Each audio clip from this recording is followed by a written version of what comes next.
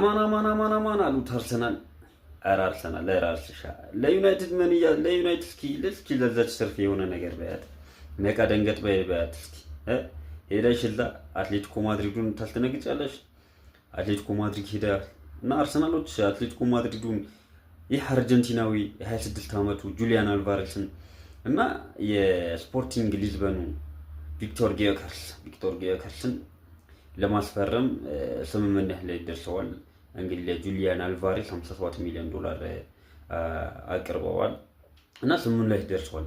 እና ጁሊያን አልቫሬስ ወደ ባርሴሎና ለመሄድ በጣም ፍላጎት አለው እና ይህ ፍላጎቱ መተው እስካሁን አልቻለም። እና ፋይናሊ ማን ያውቃል በጠቀለለ ነው እንጂ በጠቀለለ አይደለም ባጎረሰ ነው የሚባል ነገር አለና እንግዲህ ፋይናሊ የሚታየው ነገር በጣም ከባድ ነው።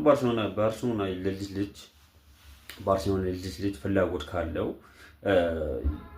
እና ልጁም ፍላጎት ስላለው ፋይናሊ ሊሄድ ይችላል የሚል ነገር አለ እና ከአርሰናል ጋር ስምምነት ላይ ደርሰዋል።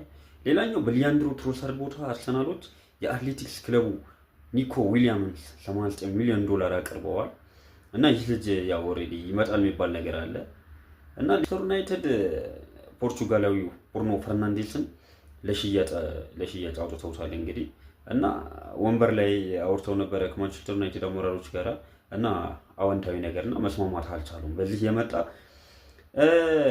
የቱርክ ክለቦች $85.5 ሚሊዮን ማቅረብ ከቻሉ ማንቸስተር ዩናይትድ ወደ ጋላታሳራይን ለመለወጥ ዝግጁ ነው ሲል አውጥቷል። ምንጫችን ይመቻችሁ።